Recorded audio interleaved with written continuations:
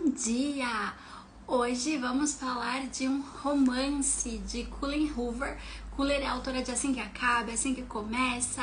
Esses são meus livros preferidos. Apesar de ser romance, eles trazem muitos ensinamentos. E vamos começar com a nossa pergunta de hoje. Você já foi surpreendido? Uma coisa que você achava que era uma coisa e de repente você descobriu que era totalmente ao contrário e de repente você até se sentiu culpado, injusto. Como foi? Acredito que no livro de hoje, apesar de ser um romance, a gente aprende muito sobre empatia, sobre a importância da terapia, sobre família disfuncional e como que essa falta de comunicação, às vezes até por conta da empatia, dificulta os nossos relacionamentos. Espero muito que você saia daqui hoje um pouco melhor na comunicação, porque eu construí aí a semana de lives de uma maneira didática. Então, primeiro a gente falou sobre como ser imperfeito, depois a gente foi para comunicação e depois a gente foi para empatia com algumas coisas da comunicação dentro aí da empatia, porque quando a gente tem empatia, a nossa comunicação é diferente. Então, que você saia daqui hoje novamente mais transformado. Vou ter que dar spoiler do livro, não vai ter como para contar um pouco da história, mas mesmo assim leiam, porque é um livro que, apesar de romance, ensina muito. É um livro assim que é eita atrás de eita, você não consegue ficar sem vontade de ler. Quem gosta de ler, lê em 2 dias porque você quer saber o que vai acontecer. E qual que é a história do livro? Ela gira em torno de Merit, uma adolescente. Eles moram numa cidade muito pequena. A Merit começa no livro falando que na série dela tem 20 pessoas. Não é na classe, é na série. E todo mundo se conhece na cidade. Ela tem uma irmã gêmea, a Honor. E o pai dela comprou a igreja, porque o pai dela é muito rico ali na cidade pequena. E a igreja tinha um cachorro que perturbava muito, fazia muito barulho. O pai dela não suportava o barulho do cachorro. E aí ele foi comprar a igreja por um valor assim absurdo que não tinha como o pastor negar. E a cidade, que era um ovo, todo mundo ficou com muita raiva do pai dela. Vocês imaginam aquela cidadezinha pequena, você compra a igreja que todo mundo vai ali por conta do cachorro.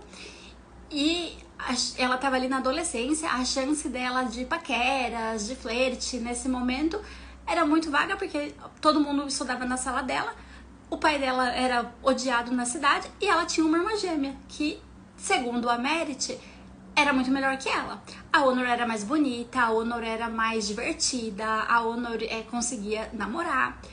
E aí no começo do livro, ela já desenvolve aí vou chamar de uma fobia, que é o seguinte: ela coleciona troféus roubados cada vez que uma merda acontece na vida dela. Então, alguém, sei lá, magoa ela, o pai dela briga com ela vai lá e rouba um troféu. Ah, ela tá interessada em alguém, não dá certo, ela vai e rouba um troféu. E ela tem uma coleção de troféus.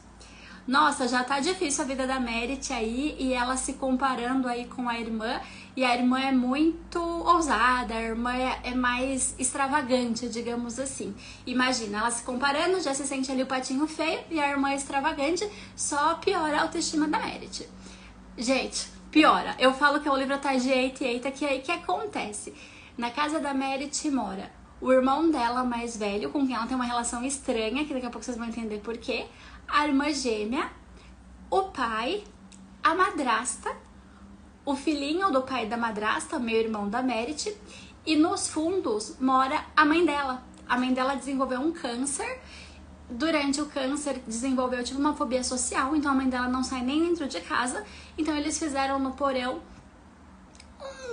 uma casinha mesmo, né, um acoplado ali para a mãe dela.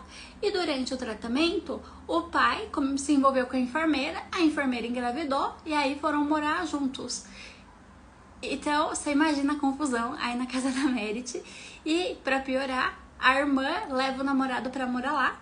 Só que assim, parece que ninguém sabe da vida de ninguém. Eles sentam tomar café e finge que nem se conhecem, ninguém fala sobre os problemas. A Merit, ela começa a não ir pra escola, ela acorda, toma café com a família, se troca, depois ela volta pro quarto. E ninguém percebe que ela não tá indo pra escola. A irmã dela traz um namorado pra morar em casa e ninguém percebe que o namorado tá lá morando em casa. E a família vai ficando cada vez mais disfuncional. Nessa confusão toda, o que acontece? A Merit, ela vai comprar um troféu ali no momento que aconteceu algo ruim. Não vou contar tudo também pra vocês lerem. E quando ela tá ali comprando o troféu, um rapaz se interessa por ela e o rapaz acaba beijando ela. Quando o rapaz beija, o rapaz dá conta que ela não é a Honor, a irmã gêmea dela. E aí ele pede desculpa e tal, e acaba com ela. Que, nossa, eu sou o cocô do cavalo, a minha irmã é melhor, ele só me beijou porque achou que era minha irmã, eu não valho nada. E aí ela sai desesperada e encontra uma pessoa, um rapaz aleatório, e aí conta todos os segredos dela, que ela rouba troféu, que a família dela é toda disfuncional, que o pai dela traiu a madrasta e traiu a mãe, e a madrasta era enfermeira que cuidava da mãe e foi morar em casa. Desabafa ali com o rapaz, que ela acha que nunca mais vai ver na vida, então ela precisava daquele momento, talvez, né, toda tensa ali com o que tava acontecendo, que ela não vai pra escola e ninguém dá conta. Só que aí o que acontece? Quando ela volta pra casa, quem tá na casa dela? Esse rapaz. Esse rapaz é irmão da madrasta e vai morar com eles um tempo. Aí você imagina como que ela fica envergonhada, como que ela fica frustrada, que alguém sabe que ela não vai pra escola ali na casa. E aí eles acabam, por conta disso, desenvolvendo uma amizade. No meio dessa confusão toda, ela... Gente, é confusão. Ela vê o irmão, que ela tem aí um segredo, entrando no quarto desse rapaz, do irmão da madrasta. E aí ela começa a perceber que o irmão e esse rapaz começam a desenvolver um relacionamento. E aí ela fica inconformada. E aí ela conta que quando eles eram criança, o irmão beijou ela. E ela tem todo revolta, todo trauma, ela não consegue chegar perto do irmão porque ela tem medo, considera aí como um abuso físico, digamos assim. Vocês viram, né? O livro fala de tudo, gente. Traição, família disfuncional, depressão, vocês vão ver. E aí ela começa a ficar amiga desse rapaz, o rapaz conta pra ela, e aí ela fica indignada que o irmão tentou beijar ela e agora se relaciona com o homem. Como assim? Destruiu a vida dela pra se relacionar com o homem. E cada vez mais a Merit vai piorando. Nessa confusão toda, eles levam... Só falo confusão, é só confusão, é o que o livro acontece. Eles levam comida pra mãe deles. Então, a casa mora os três, né? A Honor, a Merit e o Tá, que é o irmão mais velho dela. Depois mora o pai, a madrasta e o filhinho, não lembro o nome do irmãozinho dela. Depois vem a mãe no porão, o namorado da irmã, que ela mora ali escondido, e o irmão da madrasta. E aí, eles levam essa família aí, eles trocam pra levar comida pra mãe, porque a mãe desenvolveu tipo uma fobia social, ela não sai nem do acoplado. E a mãe toma remédio pra depressão, fobia social, todas essas coisas que ela desenvolveu por conta do câncer. Quando a Merit leva comida, a Merit sempre pega algum remédio ali pra ansiedade e a Merit sempre toma quando ela começa a ter umas crises, quando ela começa a ficar triste, ficar emburrecida ali com a família, ela sempre toma esses remédios da mãe. E alguns ela guarda. Num desses dias que ela vai levar comida pra mãe, ela vê o pai beijando a mãe. Aí eu falo, meu, como assim? Meu pai é um hipócrita. Ela já tem uma raiva do pai, porque a cidade inteira odeia a família por conta que o pai comprou lá a igreja, por conta de um cachorro, por capricho dele. E aí ela fala, meu pai traiu minha mãe com a minha madrasta, engravidou minha madrasta e agora tá traindo minha madrasta. Meu pai é um mentiroso. E ela desenvolve uma raiva ali pelo pai. Então assim, ela já tem raiva da irmã que ela se compara. Tem até um episódio um capítulo que eles vão pra piscina e a Honor vai de biquíni, ela acha o corpo da irmã lindo e tal. E aí ela coloca aquele camisetão. E aí até o amigo dela, que é o irmão da madrasta, fala, por que você tá assim? Ela fala, não, porque eu sou feia e tal. E ele começa a tentar ajudar ela, fala, nossa, mas você tem suas qualidades. E ela vai cada vez mais se rebaixando, cada vez mais se afundando aí nesses segredos da família, não indo pra escola. E aí, o que acontece? Esse rapaz, ele traz algumas sacadas pra ela sensacional.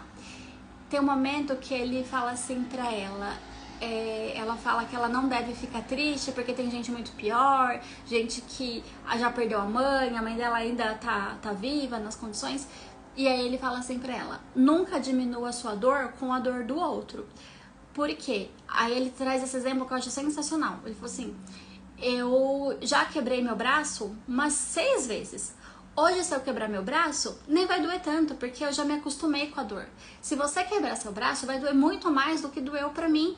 E não significa que você é mais dramática ou que você não deve sentir sua dor. Cada um tem o seu momento, se permita sentir sua dor. E ele vai ajudando ela nesse processo. E aí tem um momento que ela se sente muito inferior à irmã e ela começa a pedir algumas coisas, fazer algumas coisas que ela se arrepende.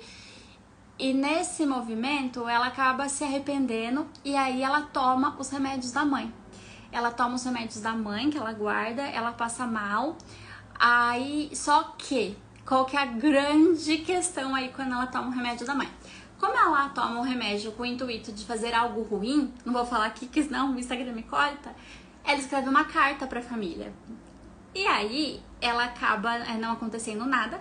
Quando eles vão socorrer ela, o pai faz super pouco caso. O pai, tipo, nem se preocupa com ela. E aí ela fica muito... Ela dá uma de durona, mas a gente vê que ela fica muito triste. E aí, ela pega e escreve essa carta, contando o segredo de toda a família. Aí todo mundo lê. Aí a família que nunca conversava sobre nada...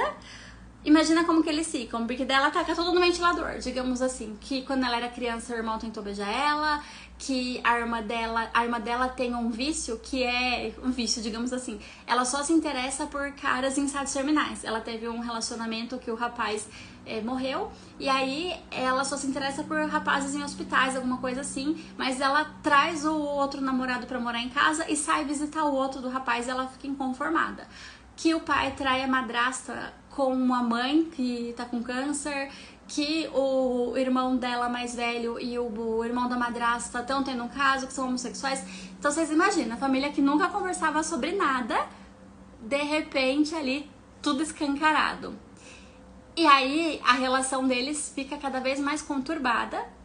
E esse amigo, que ele começa a se aproximar dela, porque ele sabe que ela não vai pra escola, sabe das coisas, começa a questionar se ela tá com depressão. E ela fala: imagina, não estou, eu só não quero mais contribuir com isso, não quero ser conivente com isso. E ele deixa até um questionário lá com ela, e aí ela começa a responder. Tem até, é muito engraçado, que ela vai narrando ali, né, toda a negação. A gente que é psicóloga, a gente percebe a negação. Então ela pergunta assim: você troca o dia pela noite? Ah, não. Ah, se bem que quando o pessoal sai, eu volto a dormir. Ah, sua concentração piorou? Ah, não, imagina, eu continuo concentrada. Ah, se bem que eu parei de ir pra escola porque eu não tava entendendo mais nada. Então você vê. E aí muitas vezes ela guarda o teste na gaveta porque ela não quer lidar ali com o sentimento. Lu, mas e aí, né? Qual que é a lição de tudo isso, essa família conturbada? Resumindo a história, quando eles resolvem conversar, num momento ali até de pressão, porque o pai quase bate o carro, as verdades vêm à tona e você fala: eita, eita.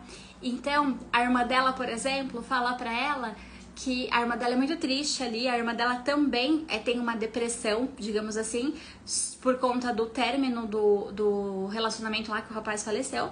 Só que a maneira da irmã dela extravasar é totalmente diferente dela. Então a autora já não chama atenção pra isso. Fala: meu, não é porque a pessoa tá feliz, tá vivendo, tá extravagante, que ela tá feliz, tá com a vida em ordem. Às vezes ela também tem os problemas dela e as formas de lidar. E eu sempre falo isso, é uma coisa minha: todo excesso esconde uma falta. Então a irmã dela toda no excesso ali também esconde uma falta. O irmão dela fala assim, ela em alguns momentos ela fica muito irritada porque ela amava o irmão dela, eles eram muito próximos. E depois que aconteceu a questão dele tentar beijar ela, dele dar um beijo, um selinho nela, o irmão dela se afastou e nem pediu desculpa. E ela fica revoltada, assim: como assim? Ele era meu melhor amigo e nem pediu desculpa. E aí o irmão dela conta que, assim, ele fez isso porque ele não se interessava por meninas. E ele começou a se questionar, falando: não, isso não tá certo, tudo. E a única pessoa que ele confiava muito era a irmã. Por isso que ele foi tentar beijar ela. Só que depois ele ficou muito envergonhado. Ele não tinha coragem de olhar na cara dela. Então o que ela achava que era que ele tava fazendo pouco caso, tipo assim, tentou me beijar e saiu, na verdade ele tava reprimindo ali uma vergonha. E ela fica: como assim? Você se sente culpado? Tipo, eu achava que você tava fazendo pouco caso. Eu até contando aqui, vou revivendo, falo, gente, como a gente julga, porque eu julguei as pessoas ali do livro, e aí a gente vai tendo um outro entendimento quando eles começam a conversar, quando eles começam a ter empatia. A irmã dela conta que ela se interessa por pessoas nesse estado, porque a forma dela se sentir útil, dela se sentir bem, ela sabe que ela não vai ter nada com as pessoas, mas ela gosta de saber que ela tornou esse momento um pouco mais confortável para as pessoas. Bem parecido com as pessoas que trabalham com pessoas paliativas, que têm esse propósito. E aí, o pai, antes de eu falar do pai, né, que eu acho que é o que mais causa assim, na história, o pai e a madrasta. A madrasta também causa uma questão, assim, que a gente se pega falando, não, mas eu joguei, como assim? O outro rapaz, que virou amigo dela, conta que ele também teve depressão. E ela fala, mas nossa, você é tão bem resolvido, você me ajuda, como que pode? Que ele também já tinha tomado medicamentos. E por isso que eles vão se tornando tão próximos. E aí é legal trazer essa visão, que às vezes a gente acha que acho que falando agora, né, o livro traz muito sobre julgamento, como a gente julga as pessoas a partir das nossas vivências. Então, se eu tô triste, se eu tô depressiva e o outro tá feliz, a vida do outro é totalmente feliz, mas às vezes a felicidade dele é também para ele não lidar com a tristeza. Às vezes o outro também já passou por aquilo, e o livro vai trazendo isso de uma maneira muito tensa até, né, que a gente vai desenvolvendo as emoções, e é por isso que eu gosto da leitura, porque a gente vai imaginando, vai desenvolvendo. E aí, o pai, nesse momento aí de tensão, ele começa a contar algumas coisas. Vou trazer as principais, eu tô fazendo um resumo do livro, mas as principais você já fala, como assim? E aí ele conta que ele comprou a igreja, não foi porque ele tava com raiva do cachorro, o cachorro não fazia barulho, porque o cachorro tava muito doente, o pastor da igreja tinha um carinho muito grande pelo cachorro e não tinha condições de pagar uma dívida ou de fazer uma dívida para cuidar do cachorro. E aí ele comprou a casa por aquele valor absurdo para ajudar o pastor. E a cidade inteira julgava ele porque ele era caprichoso, ele tinha comprado a igreja porque o cachorro fazia barulho. E na verdade não era. Quando o pai realmente conversa e expõe ali, foi uma ajuda. Ah, Lu, por que o pai não falou antes? Ele estava tão envolvido ali nos problemas dele, com a esposa doente, 3 filhos para cuidar, que isso aí para ele pareceu supérfluo. E aí ele conta que ele ama a mãe deles ainda, que a madrasta sabe que ele ainda ama, mas que a mãe deles ficou muito revoltada com a doença, ficou muito negligente, ficou meio, vamos assim, sabe, aquela pessoa sem vida, que não quer as coisas.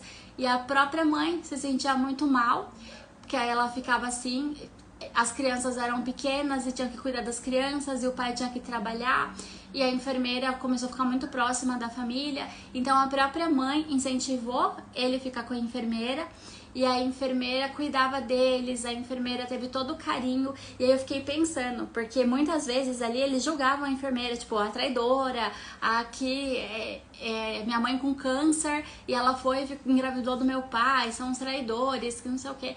E de repente ali a enfermeira foi a que acolheu, e mesmo assim a enfermeira, ela tinha um tratado com o pai, essa parte assim que eu falo, ela tinha um tratado com o pai que era assim, jamais eles iam diminuir a mãe na frente das crianças. Então a enfermeira engolia muito sapo, ouvia muitas coisas, até porque ela era amiga da mãe, então era algo ali meio que entre os 3, mas as crianças não sabiam. E aí eles passam a ter uma visão completamente diferente um do outro depois que eles começam a falar sobre os segredos. E aí tem um momento que a Meredith percebe que realmente ela tá em depressão, ela termina de responder o questionário, e aí ela pede pro pai pra ir pra terapia, e aí o pai fala, não, todos nós vamos pra terapia, a gente foi empurrando pra debaixo do tapete, a gente já devia ter lidado com isso há muito tempo. E tem até uma parte aqui, ó, vou até ler, que é assim, ela fala assim, ó: não falei uma só palavra o tempo todo, só fiquei ouvindo. Estou olhando minha irmã, minha gêmea idêntica. E nesse momento, ela se tornou irreconhecível para mim. Pela primeira vez na vida, parece que vejo uma completa estranha. Como se talvez todas as opiniões que tive a respeito dela durante todos esses anos, na verdade, tenham sido graves erros de julgamento. Viro o rosto e olho pela janela. Observo os garotos trabalhando, enchendo a cova com terra. Tento imaginar como eu me sentiria se acontecesse alguma coisa com Sagan. Como eu me sentiria se tivesse de me sentar ao seu lado e vê-lo morrer. Então foi o que aconteceu com a irmã dela. Aqui Sagan é o rapaz que ela desenvolve em um romance, mas não é o principal do livro. E aí ela começa a ter empatia pela irmã dela, porque ela escutou uma escuta ativa, escutou de coração, que é importante para a irmã dela. E ela julga a irmã dela por ter interesses nessa pessoa. E agora ela fala, meu, como é difícil o que minha irmã passou.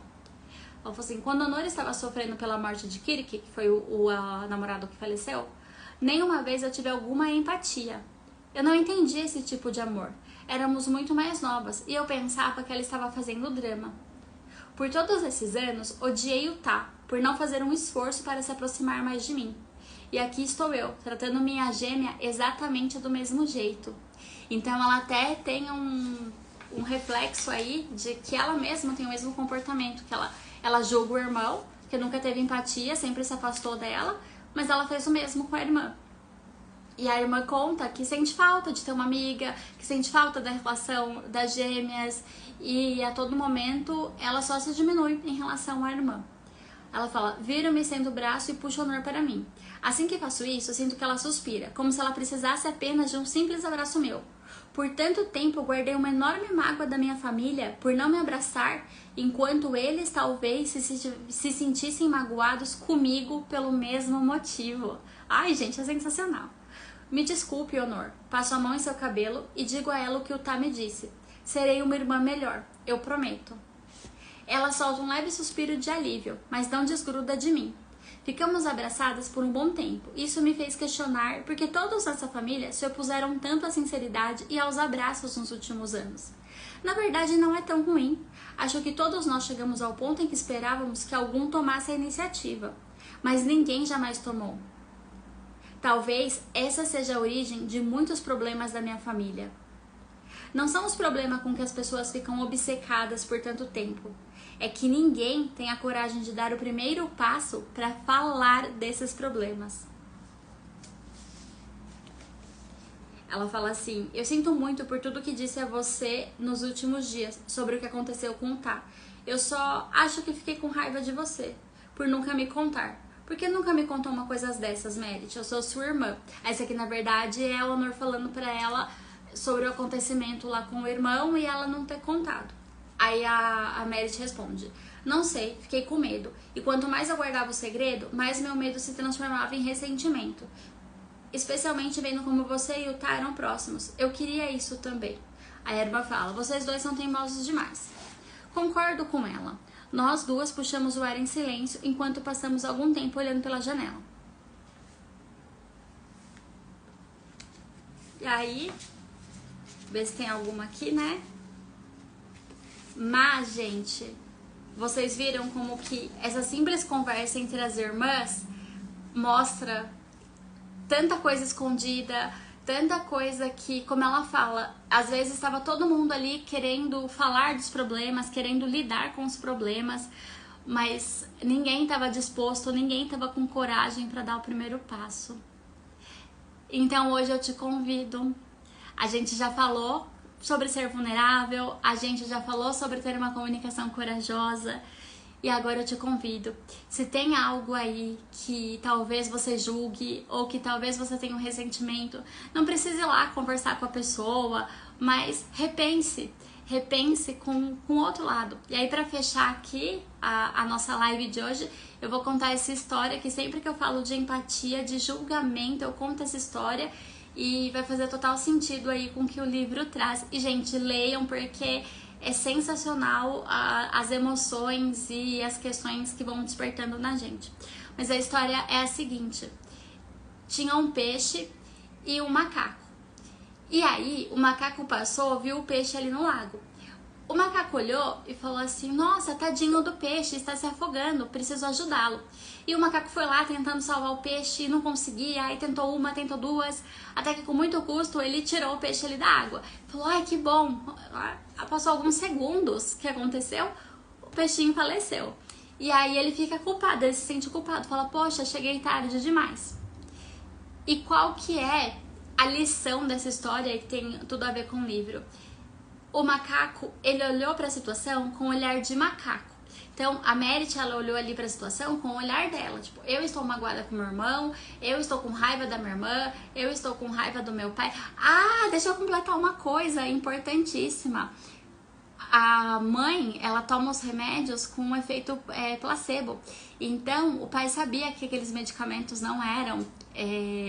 não ia causar algum efeito. Então, não foi porque ele foi relapso, foi porque ele sabia que não ia acontecer nada com a Merit, e o pai sabia que ela não ia pra escola, sabia várias coisas, mas como a família toda varria pra debaixo do tapete, porque, assim como o macaco, cada um tava olhando com o seu olhar. Então o pai não olhava com o olhar dela, de ver um pai negligente, ele olhava com o olhar dele que tava poupando os filhos de saber de algumas situações. A irmã olhava como ela estava poupando as pessoas ali de saber das frustrações dela, mas não olhava que as pessoas estavam sentindo falta, que a irmã estava sentindo falta, que a irmã estava triste por não ter um abraço e uma proximidade dela, depois como ela relata. E é a mesma coisa, às vezes a gente precisa olhar para a situação com o olhar do peixe. E o macaco, se ele se sentir culpado, ele não deve se sentir culpado, ele teve uma boa intenção.